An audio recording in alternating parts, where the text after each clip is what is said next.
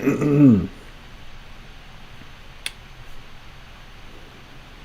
a new little setup here.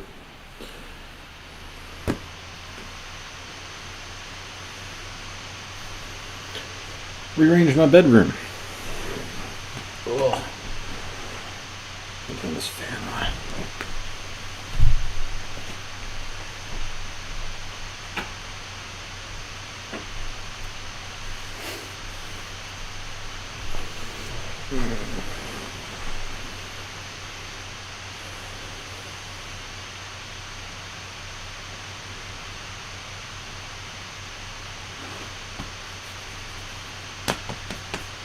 About 45 pounds overweight.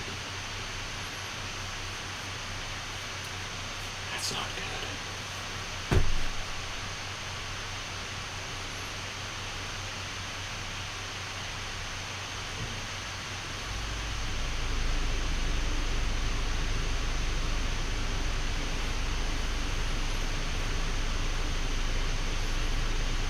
I'm going to read about nature because I went to the Natural History Museum today. What happens if I turn this on? Not much.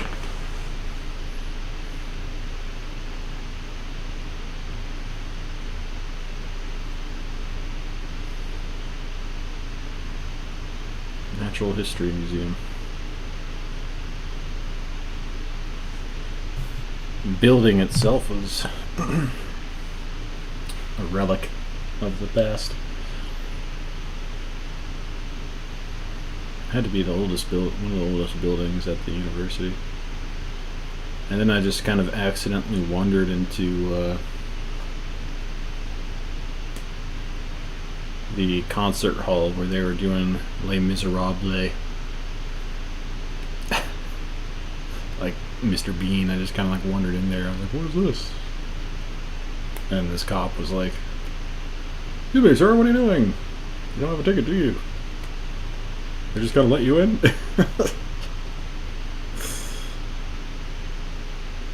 Okay. The guys working the door were acting weird. I was like, oh. The kid was like, do I say something? Do I say something? I was like, okay. I'm gonna see what's in there. Must be scary to talk to or something. Cutting hair. But anyway.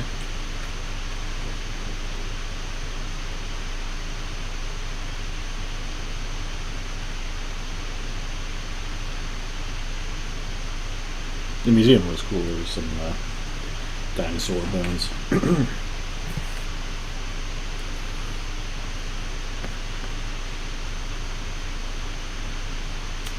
Crazy creatures, dinosaurs. The most hardcore thing God ever dreamed up.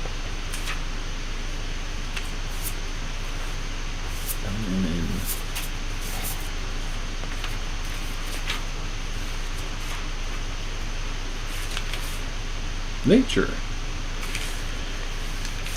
Emerson wrote a book on nature. And then he wrote an essay on nature, a separate essay on nature. So we'll see what, I would imagine that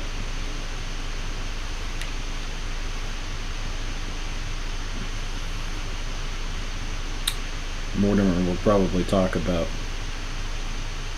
nature in terms of... Is this microphone close enough? In terms of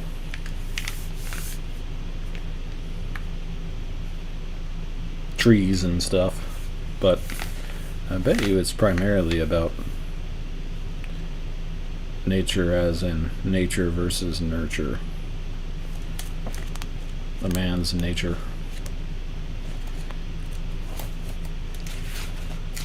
$2.25.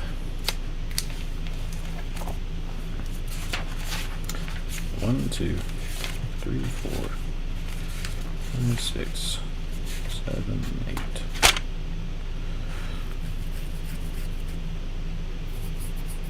8. Nature. Nature is a term which draws its meaning from the other terms with which it is associated by implication or contrast. Yet it is not one of a fixed pair of terms like necessity and contingency, one and many, universal and particular, war and peace. When things are divided into the natural and the artificial, or into the natural and the conventional, the opposite of the natural does not represent a loss or violation of nature, but rather a transformation of nature through the addition of a new factor. The unnatural, on the other hand, seems to be merely a deviation, a falling away from, or sometimes a transgression of nature. Most of the terms which stand in opposition to nature represent the activity or being of man or God, period. As appears in the chapter on medicine, Galen thinks of nature as an artist. Harvey later develops this notion. But with these two exceptions, the traditional theory of art conceives it not as the work of nature, but of man. Despite other differences in the great books on the theory of art, especially with regard to art's imitation of nature,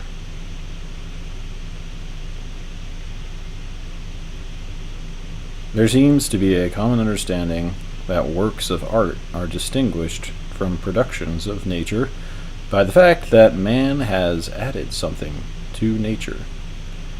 A world which man left exactly as he found it would be a world without art or any trace of the artificial in it. The ancient authors who contrast the natural and conventional and the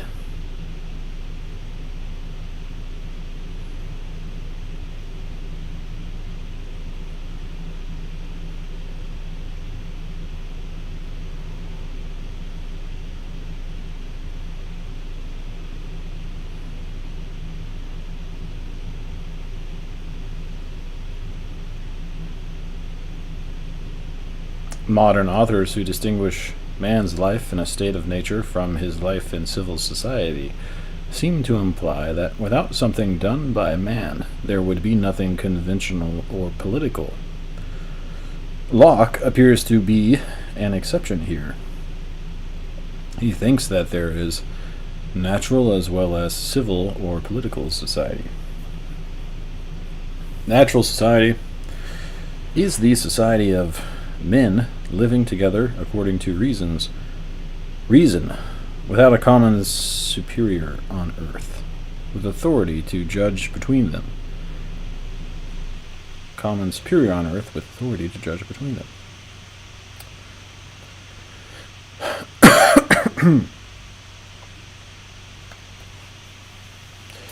That definitely seems to be the case. Unlike Hobbes or Kant or Hegel, Locke does not think that the state of nature is necessarily a state of war. But this difference between Locke and others does not affect the point that the political institutions of civil society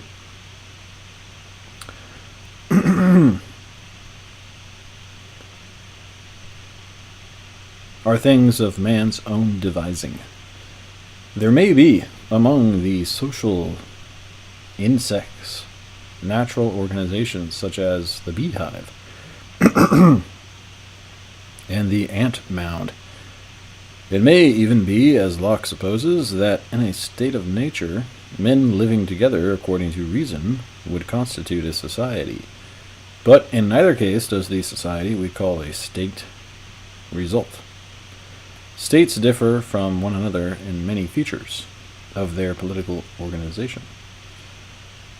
In this sense, the state or political community is conventional rather than natural. Its institutions are humanely contrived. The social contract theory of the origin of the state is not necessarily involved in the recognition that the state is partly conventional.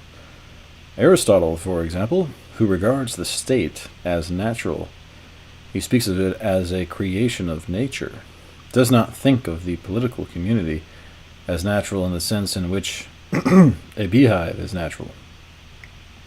That men should form political communities is, in his view, the result of a natural desire, a tendency inherent in the nature of man as a political animal. But what form the political community will take is at least partly determined by the particular arrangements men voluntarily institute. Man-made laws are conventional, but so also are other institutions, which vary from state to state, or change from time to time.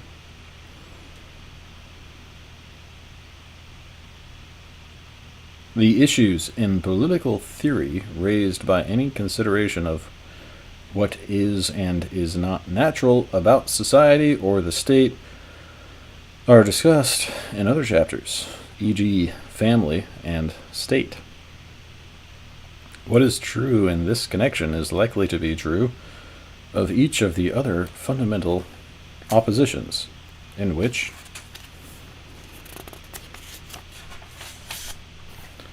the notion of nature is involved. The issues raised by the relation of art to nature are, for example, considered in the chapter on art. Those raised by the distinction between nature and nurture are considered in the chapter on habits, and so on. Here we are concerned not with the theoretical consequences of different conceptions of nature, but with the various meanings of the term itself, as it is used in different contexts.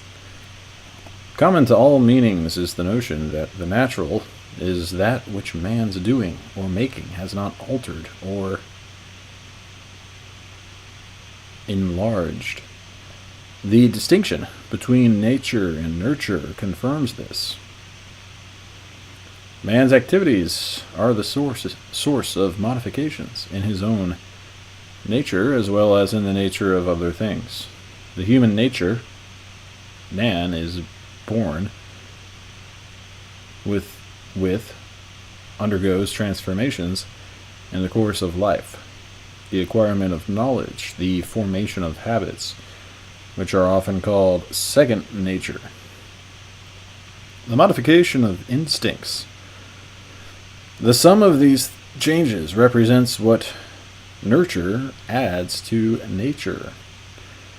When changes of this sort are looked at collectively, they give rise to the notions of culture or civilization, two more terms which present a contrast to nature. In Rousseau and others, we meet the feeling that man may have lost, not gained, by exchanging the natural for the civilized life. The ideal of a return to nature involves more than a return to the soil or an exodus from the city to the country. In its most radical form, this ideal calls upon man to divest himself of all the artifices and conceits with which he has thought to improve on nature. By renouncing its advances, Rousseau says, in order to renounce its vices. But why, it may be asked, is the whole world which man creates not as natural as the materials which man finds to work with? The resources of physical nature and the native equipment which is man's nature at birth. If man himself is a natural entity,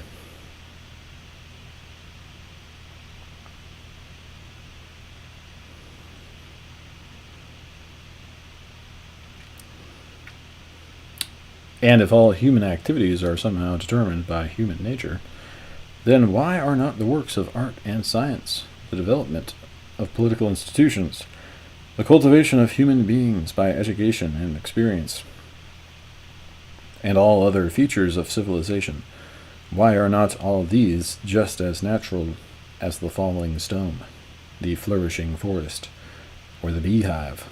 Why, in short, should there be any contrast between the works of nature and the works of man? This question points to one of the fundamental issues in the traditional discussion of nature. Those who uphold the validity of the contrast defend its significance in terms of something quite special about human nature. If man were entirely a creature of instinct, if everything man did were determined by his nature so that no choices were open to him and no deviation from the course of nature possible, then the human world would seem to fade into the rest of nature. Only on the supposition that man is by nature rational and free do those human works, which are the products of reason or the consequences of free choice, seem to stand in sharp contrast to all other natural existences or effect of natural causes.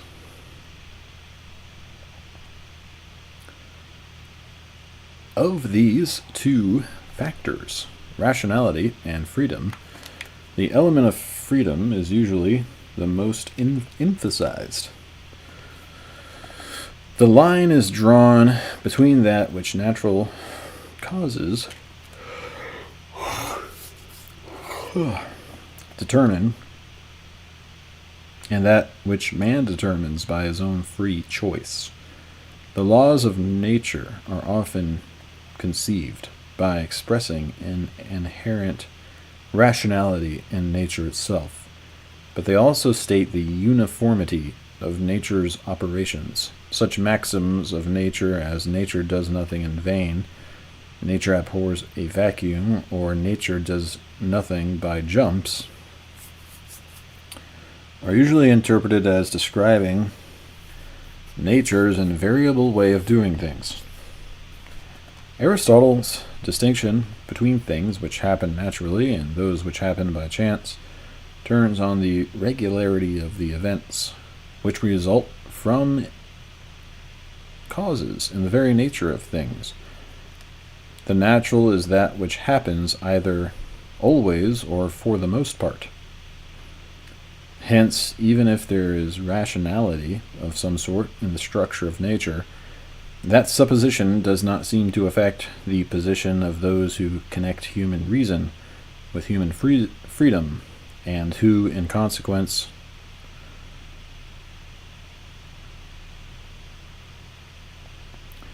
divide the things which happen as a result of man's free choice from everything else which happens in the course of nature. This may be exemplified by the Greek understanding of the difference between nature and convention. The laws of Persia vary from the laws of Greece.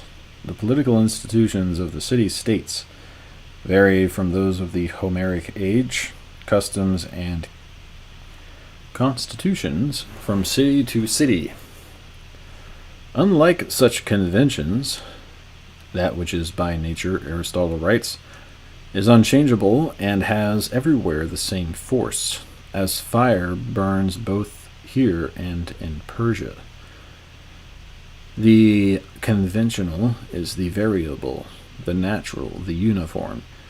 The variability of conventions, moreover, seems to suggest that they are products of freedom or choice.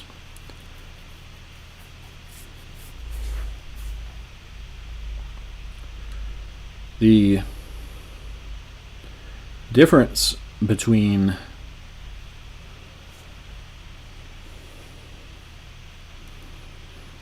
the beehive and the human city is that one is entirely a creation of nature, a social organization entirely determined by the instincts of the bees, so that wherever bees form a hive, it is formed in the same way.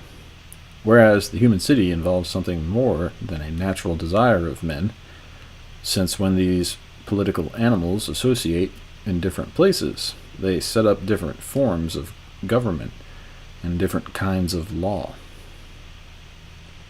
The same comparison can be made between the spider's web or the beaver's dam and such products of human art as clothes and houses. The variability of the works of reason as opposed to the uniformity of instinctive productions of all sorts implies the factor of choice in reason's work.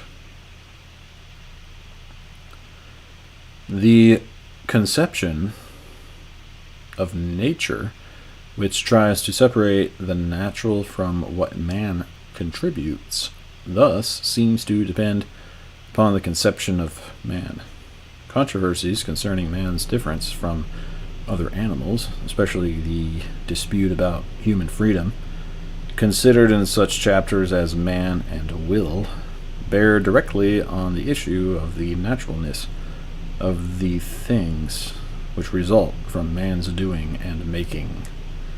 Spinoza, for example, is holding that human actions constitute no exception to the reign of necessity throughout nature, removes any ground for distinguishing the effects of human operation from other effects. Man exercises no freedom of choice, nor does man, in any other way, introduce a new principle into the order or process of nature. Hobbes and Locke concur in the denial of free will, but they separate the inventions of man's mind or his social institutions from what happens without human contrivance in the realm of thought or action. The difference between simple and complex ideas for Locke seems to parallel the ancient distinction between nature and art. At the other extreme, from Spinoza, Kant separates the order of nature and the order of freedom into worlds as radically asunder as the Cartesian realms of matter and mind. The world of nature is the system or order of the objects of sense, the sum total of phenomena insofar as they are connected with each other throughout, period. For Kant, this means two things which are strictly correlative. Nature is the object of the theoretic sciences, and it is also the realm of time, space, and causality.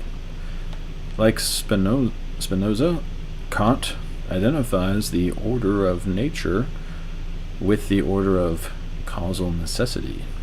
But unlike Spinoza, Kant places the moral and political life of man in an order unconditioned by time, space, and causality.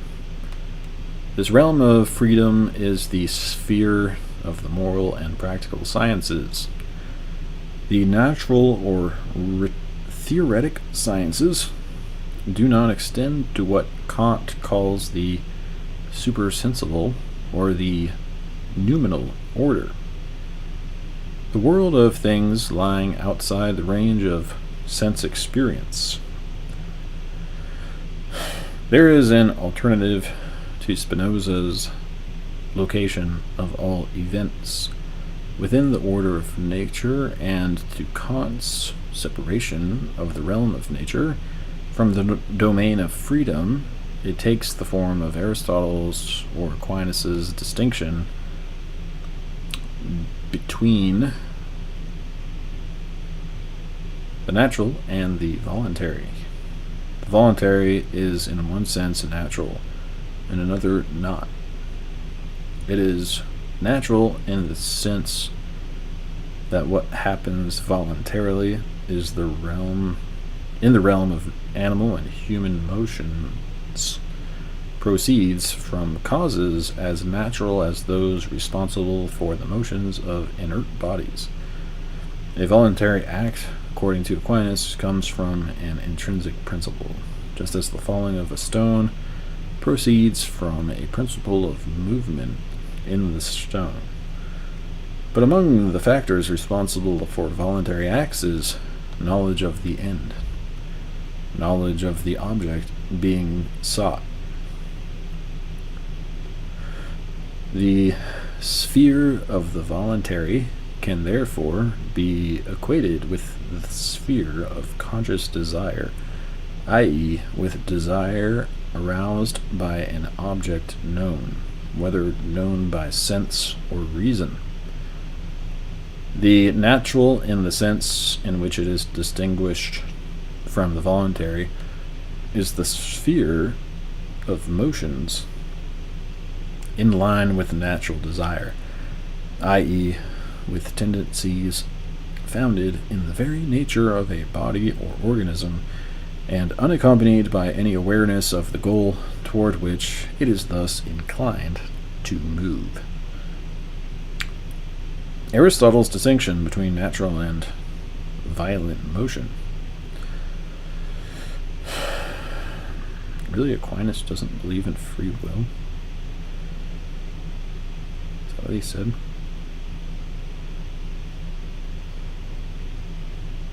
Aristotle's distinction between natural and violent motion, which Galileo and other physicists adopt, seems to throw light on a double use of the term natural here. Galileo treats the motion of a freely falling body as natural, in contrast to the motion of a projectile.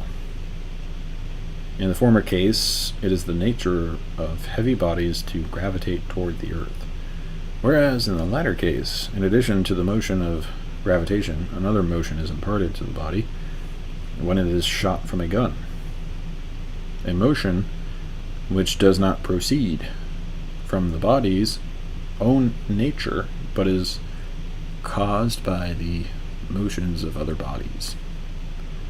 In terms of this distinction, voluntary emotions are natural rather than violent. In fact, the violent is sometimes thought to be even more opposed to the voluntary than to the natural, in the sense that a man acting contrary to his will under external coercion suffers violence. When he does what he wishes, his conduct is not only voluntary but natural, i.e., free from the violence of external forces. It is necessary to consider the additional distinction between the voluntary and the free. Animals acting from desires caused by the perception of certain objects act voluntarily, but in the theory of Aristotle and Aquinas, only men freely choose among alternative objects of desire or between means for accomplishing an end. Oh, okay. The effects of voluntary action differ from other natural events only because knowledge enters into their determination.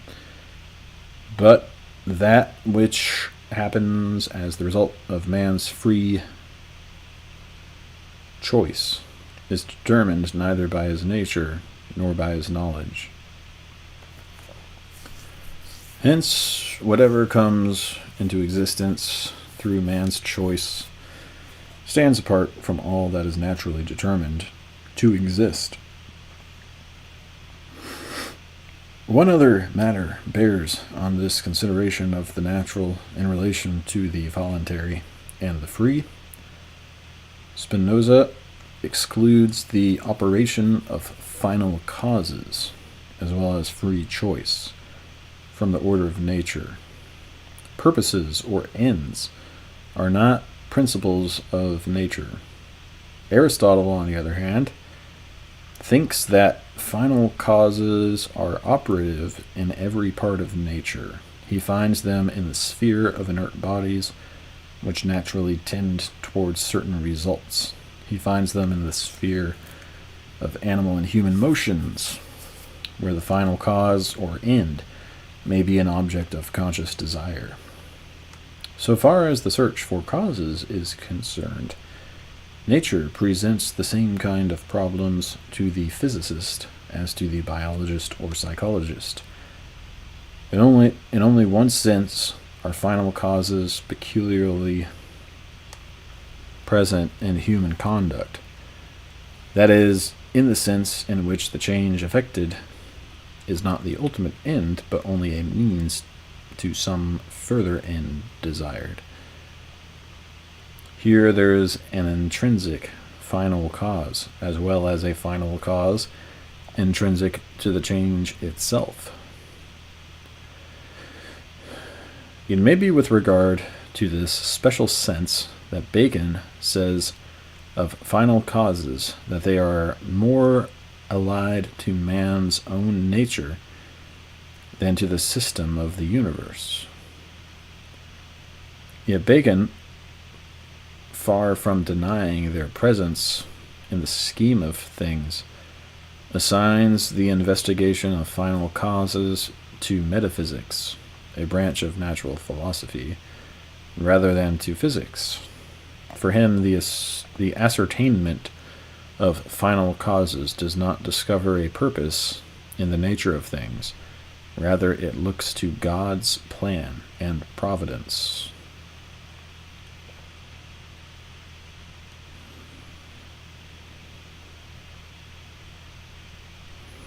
We have so far dealt with that consideration of nature which opposes the natural to the works of man.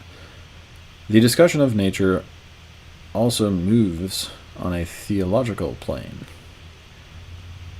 Here, on one traditional view, the natural is not opposed to, but rather identified with the work of God. Things which are said to be made by nature, Plato writes, are the work of divine art. Those who conceive the universe as God's creation and think of God alone as uncreated being tend to use the word nature collectively for the whole world of creatures and distributively for each type of thing which has its being from God. The distinction between the supernatural and the natural has many interpretations in Christian theology, but none more basic than that which divides all being into the uncreated and the created. On this view, the order of nature includes more than the world of physical, sensible things. It includes the spiritual creation, angels and souls, as well. Immaterial beings are no more supernatural than bodies. They too are created natures. Only God is uncreated being. Those who do not have or who deny a doctrine of creation use the word nature in a less and in a more comprehensive sense. The Greek philosophers, for example, seem to restrict the natural to the physical, i.e., to the realm of material, sensible, changeable things. Change is an element in the connotation of the Greek word physis, which means natura, and the Latin equivalent. As Greek scientists conceive the study of nature, it is the business of physics to investigate the principles, causes, and elements of change.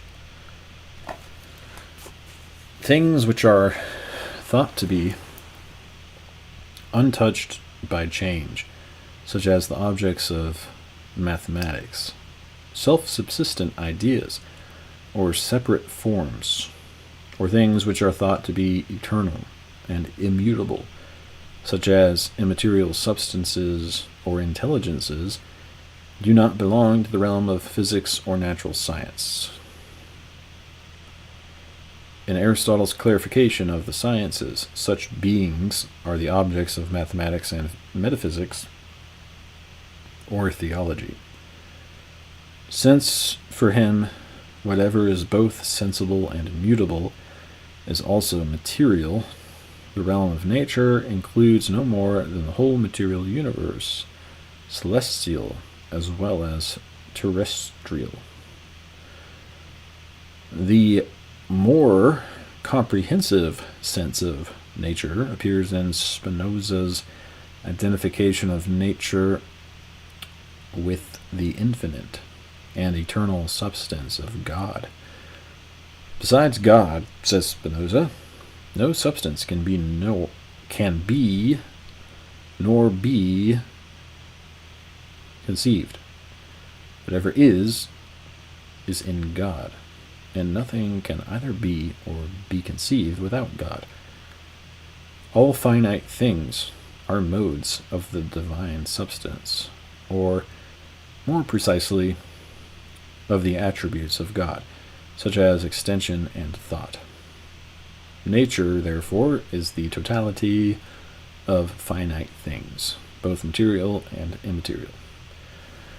But nature exceeds even this totality, for the infinite substance of God is greater than the sum of its parts. To make this clear, Spinoza employs the distinction between natura naturans and natura naturata. By natura naturans, we are to understand that which is in itself and is conceived through itself, or those attributes of substance which express eternal and infinite essence, that is to say, God, insofar as he is concerned, as a free cause. But by natura naturata, I understand everything which follows from the necessity of the nature of God, or of any one of God's attributes, insofar as they are considered as things which are in God, and which without God can neither be nor be conceived. Viewed under the aspect of time rather than eternity, the order of nature, i.e. naturata, is as much an order of ideas as it is an order of things. The order and connection of ideas is the same as the order and connection of things. Spinoza writes, whether we think of nature under the attribute of extension, or under the attribute of thought, or under any other attribute whatever, we shall discover one and the same order, or one and the same connection of causes. Except perhaps for the Stoics. Like Marcus Aurelius and Epictetus, Spinoza seems to stand alone in the conception of nature as all-embracing. The Stoics, too, regard nature as the system of the universe, with man a part of its cosmic structure.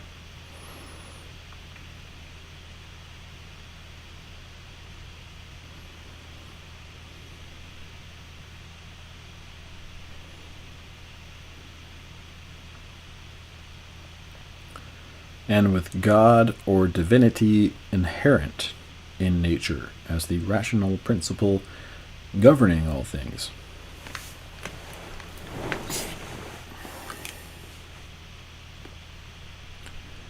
But with or without reference to God and creation, thinkers like Descartes and Hume tend to identify nature not with the totality of finite things, but with the world of bodies in motion or changing sensible things. For Descartes, nature does not include the realm of thought or thinking substances, though these, like bodies, are finite and dependent creatures of God. For Hume, nature seems to be that which lies outside experience, in a way the reality which underlies appearances, where Spinoza thinks that the system of ideas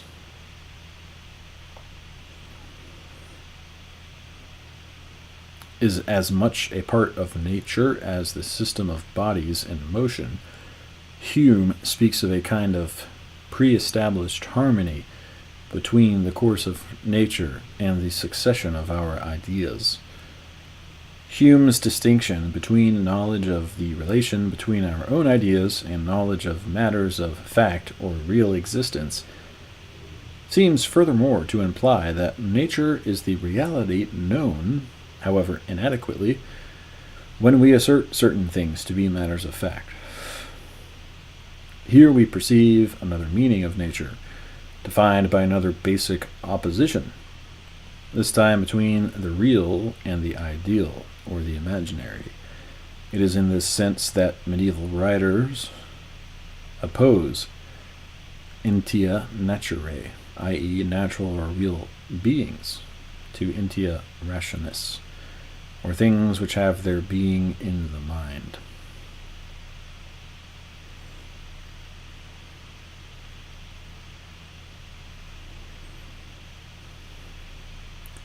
This distinction, like most of the others in which nature is concerned,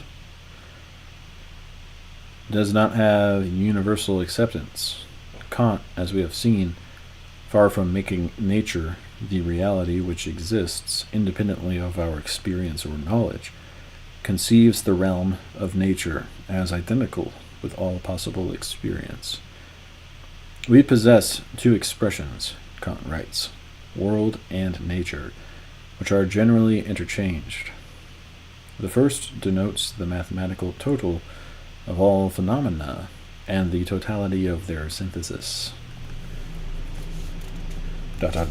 And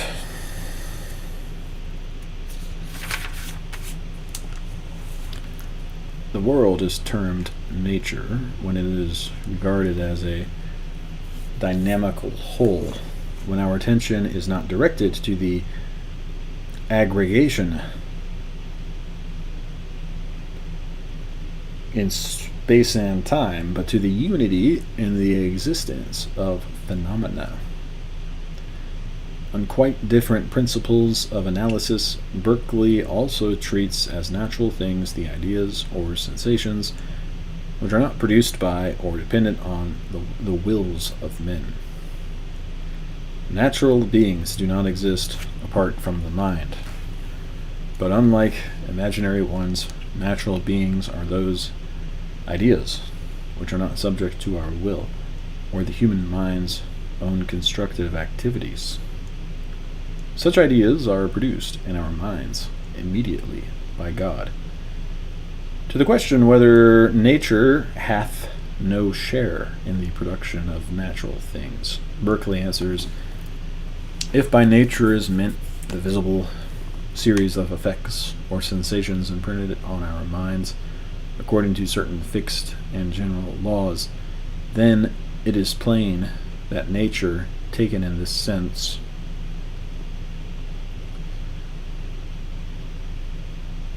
cannot produce anything at all.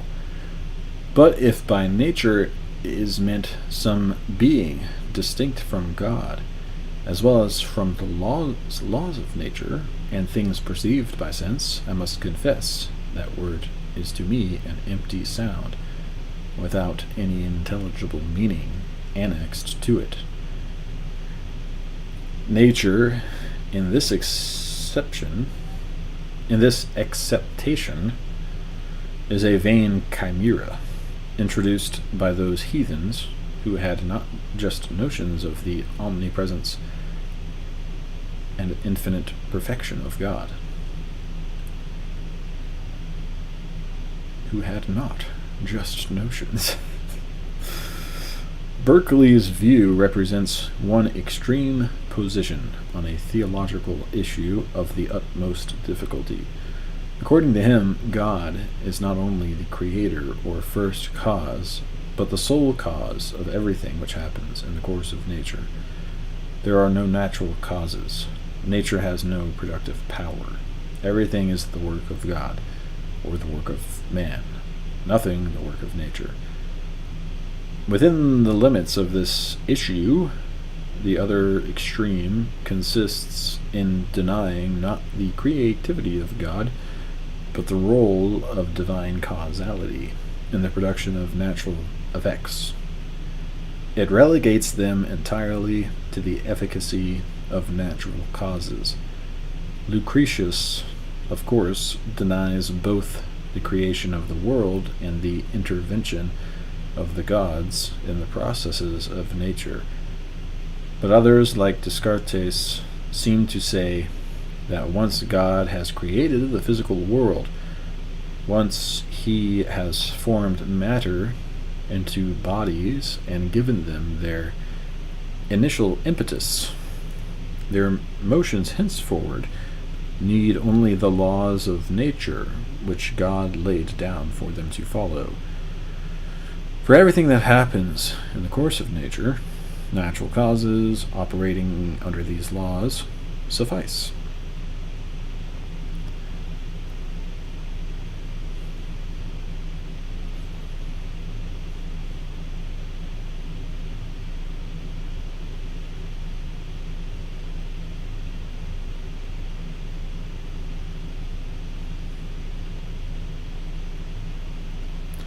There is a third position which distinguishes between the work of God and the creation of nature, and the work of nature and the production of effects of all sorts, such as the natural motions of bodies or the propagation of animals.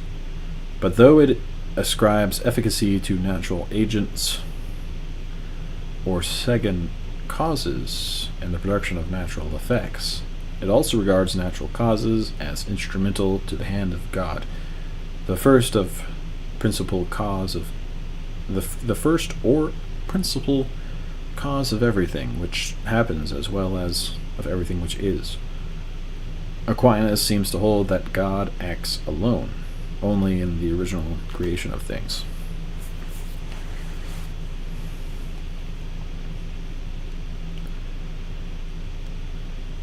Whereas in the preservation of created natures and in their causal interactions, God works through secondary or natural causes. Some have understood God to work in every agent, Aquinas writes, in such a way that no created power has any effect in things, but that God alone is the immediate cause of everything wrought. For instance, that it is not fire that gives heat, but God in the fire, and so forth. But this is impossible, first, because the order of cause and effect would be taken away from created things, and this would imply a lack of power in the Creator. Secondly, because the operative powers which are seen to exist in things would be bestowed on things to no purpose, if things produced nothing through them. ... We must therefore understand that God works in things in such a manner that things have also their proper operation. In other words, according to Aquinas, God is the cause of action in every agent.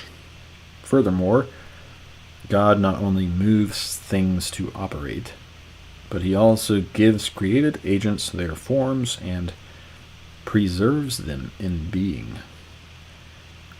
With regard to the being of things, Aquinas holds that God established an order among things, so that some depend on others, by which they are conserved in being, though he remains the principal cause of their conservation. With regard to nature, itself, this theological doctrine raises two sorts of problems. The first concerns the efficacy of natural causes,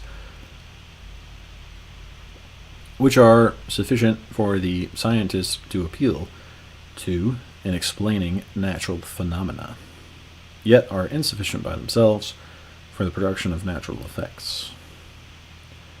The second concerns the distinction between the natural and supernatural, now not in terms of the created and the uncreated, but in terms of what happens naturally or even by chance, as opposed to what happens as a result of God's intervention in the course of nature. Miracles, for example, are supernatural rather than natural events. They are not produced by natural causes, nor do they happen by accident. They are attributed by the theologian to divine causality, yet not in such a way that violence is done to nature. The term miracle, Aquinas explains, is derived from admiration, which arises from an effect, which arises when an effect is manifest, whereas its cause is hidden. A miracle is so called as being full of wonder. In other words, as having a cause absolutely hidden from all. This cause is God. Therefore, those things which God does outside the causes which we know are called miracles. The miraculous is that which is beyond the power of nature to accomplish. A thing is said to be above the ability of nature, Aquinas writes, not only by reason of the substance of the thing done, but also because of the manner and the order in which it is done. And the more the power of nature is surpassed, the greater the miracle. Aquinas distinguishes three grades of miracles. The first, he says, surpasses nature in the substance of the deed, as for example, if two bodies occupy the same place, or if the sun goes backwards, or if a human body is glorified. Such things nature is absolutely unable to do, and these hold the highest rank among miracles. Secondly, a thing surpasses the power of nature, not in the deed, but in that wherein it is done, as the raising of the dead, and giving sight to the blind, and the like. For nature can give life, but not to the dead, and it can give sight, but not to the blind. Such hold the second rank in miracles. Thirdly, a thing surpasses nature's power in the measure and order in which it is done, as when a man is cured of a fever suddenly by God, without treatment, or the usual process of nature.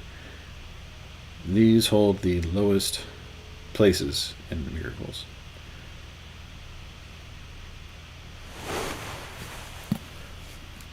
Though each of these kinds has various degrees according to the different ways in which the power of nature is surpassed, no miracle, according to Aquinas, transgresses the order of nature in the sense of accomplishing the impossible. Unlike the impossible, which would destroy nature, the improbable can be elicited by God's power within the general framework of nature. Hume, on the other hand, thinks that a miracle is a violation of the laws of nature, and since in his view a firm and unalterable experience has established these laws, the proof against a miracle from the nature of the fact is as entire as any argument from experience can be. Why is it more than probable, he asks, that all men must die, that lead cannot, of itself, remain suspended in the air, that fire consumes wood,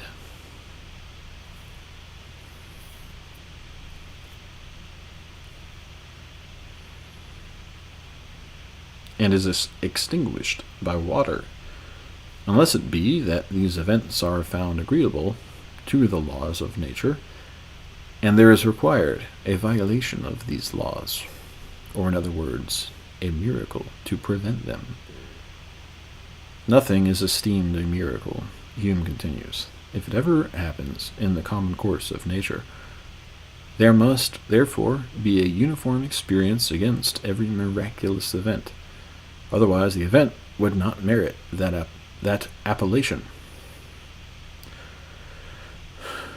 And as a uniform experience amounts to proof, there is here a direct and full proof from the nature of the fact against the existence of any miracle, nor can such a proof be destroyed, or the miracle rendered credible, but by an opposite proof, which is superior.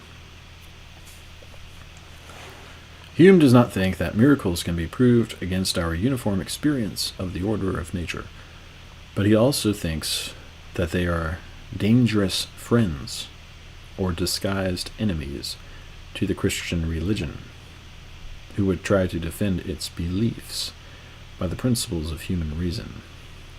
The Christian religion not only was at first attended with miracles, he declares, but even at this day cannot be believed by any reasonable person without one. We reason. Mere reason is insufficient to convince us of its veracity, and whoever is moved by faith to assent to it is conscious of a continued miracle in his own person, which gives him a determination to believe what is most contrary to custom and experience.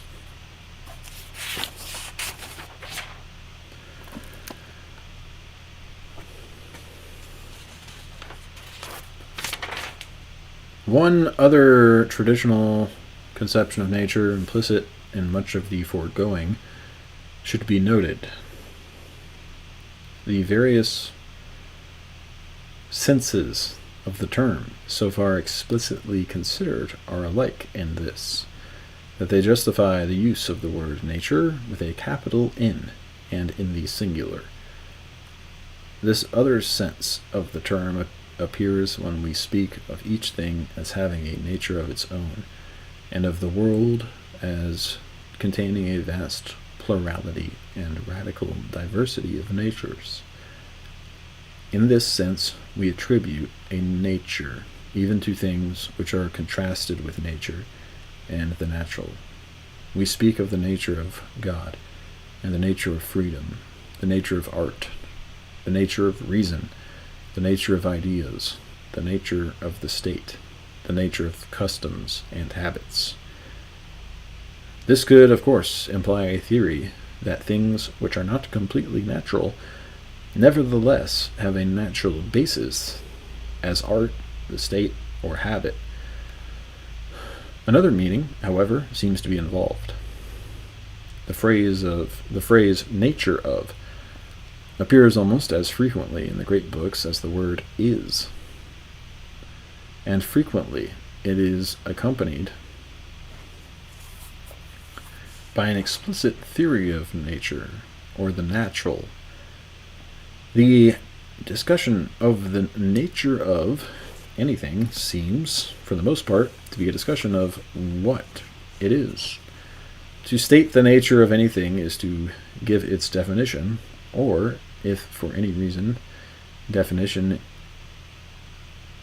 in a strict sense cannot be given, then the attempt to state the nature of the thing consists in trying to say what characterizes this thing or kind of thing, in distinction from everything else or all other kinds. Enumerating the senses of the term nature, Aristotle gives this as the fifth meaning. The first four comprise senses which distinguish the natural and the artificial or the immutable, and which indicate that the natural or the physical has an immanent principle of movement in itself and involves matter or potency. The fifth Sense is that in which nature means the essence of natural objects. And as he goes on to say, this implies the presence in them of form as well as matter.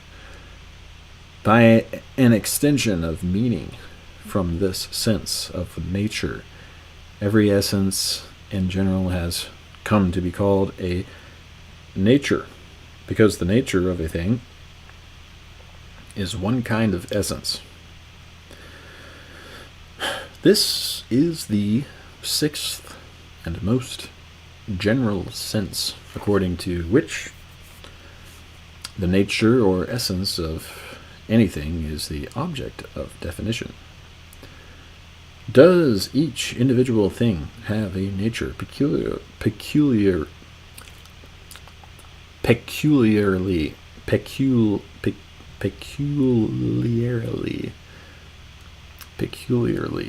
its own, even if it cannot be defined?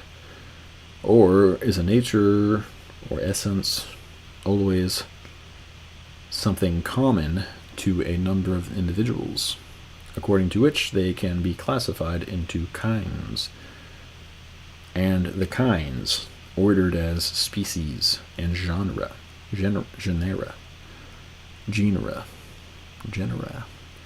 Do John and James, for example, have individual natures in addition to the common nature which they share through belonging to the human species? And does their human nature entail certain properties which are generic rather than specific, i.e., which seem to be determined by their having the generic nature common to all animals as well as to the specific nature common to all men? Such questions about individual, specific, and generic natures raise problems of definition and classification, which are discussed in the chapters on evolution. They also raise problems about the existence or reality of the kinds which men define and classify. Are they merely what Locke calls nominal essences, or do our definitions signify real essences, i.e., the natures of things as they really are? Is the real world one which, as William James says, plays right into logic's hands? Does nature consist of a hierarchy of natures, or distinct kinds, or is it a continuum of things, all having the same nature, and differing from each other only individually or accidentally, but not essentially? These problems are discussed elsewhere in such chapters as animal definition, evolution, life and death, and same and other.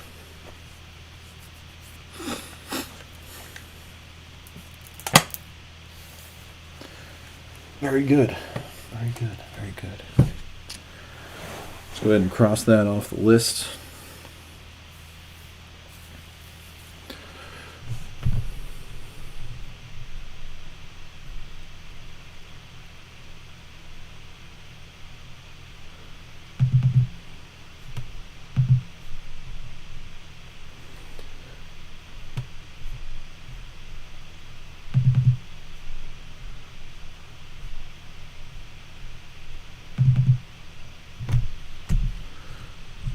This process is a little faster. Text transform. That's not going to do anything.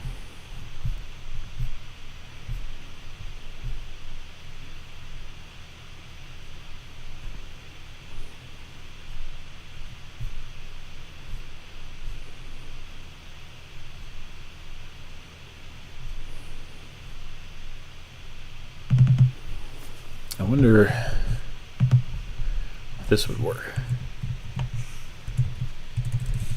The formatting would stay there. No.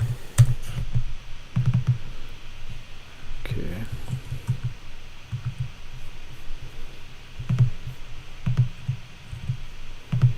Apply formatting.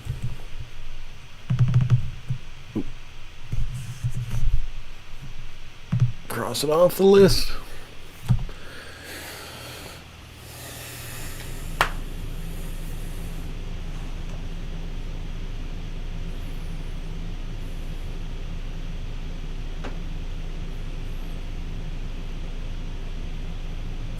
It's weird when you think about the nature of reality and the way everything sort of interplays in a predictable, repeatable pattern.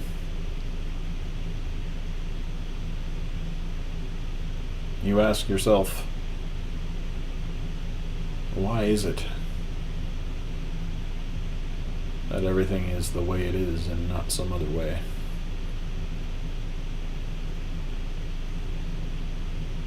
And just the fact that you can even imagine that things would be different than what they are is probably something exclusively human.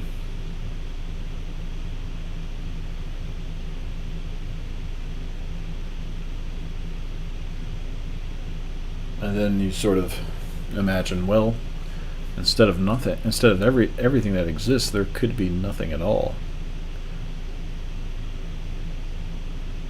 And in fact, that would, in a way, make more sense if that was the case.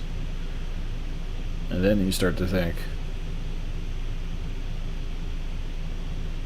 you start to become amazed by the fact that anything exists, period.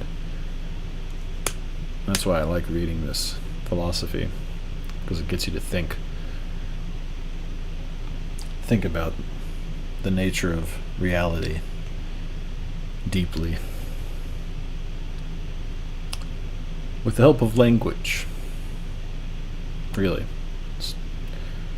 Language is... That's why these guys are always talking about the definitions of terms. We all seem to use the same terms. All these writers use the same terms, and we've created the same terms and given them meaning in our language, in English, the preceding languages. But not everybody really has the same idea in mind when they think of the term. And so, by discussing ideas with the use of language and terms, we can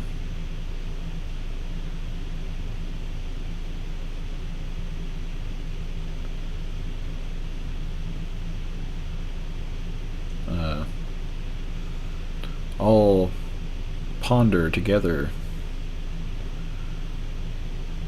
what exactly it is that we're seeing and experiencing as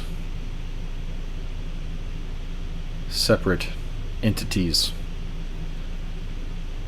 in a shared world.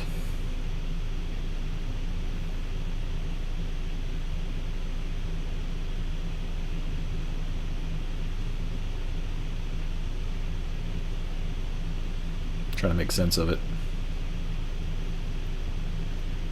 It seems like if you can make sense of it, then you can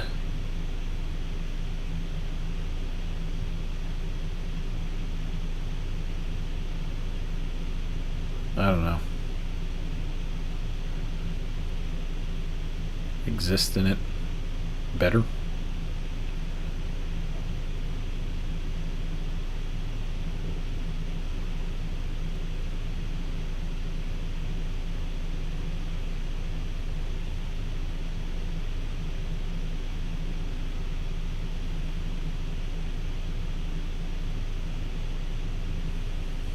I think we're lucky to have language. And all these incarnations of language put to use in telling stories and describing things. I think if human beings didn't have that, which was the case, I guess, a long time ago,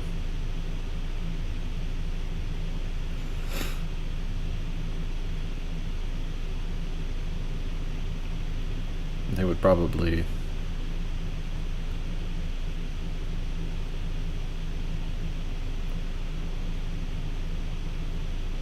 feel sort of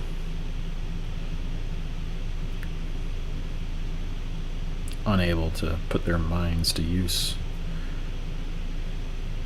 the way they would want, the way they want to, naturally would want to, probably. Maybe not. Maybe it's an exclusively like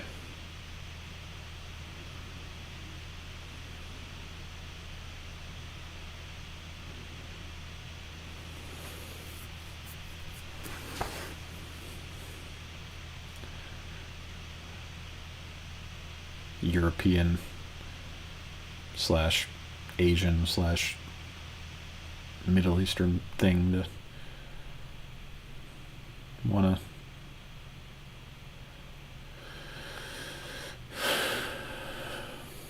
employ language so much and sign and symbol.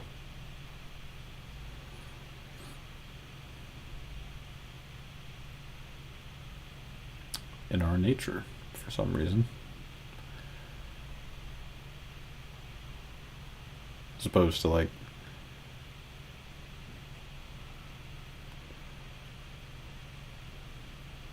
African or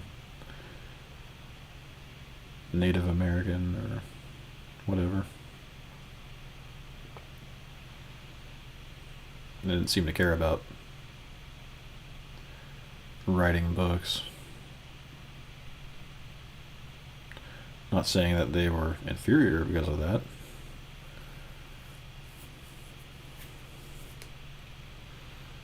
I mean, sometimes I think of all this as a mental illness,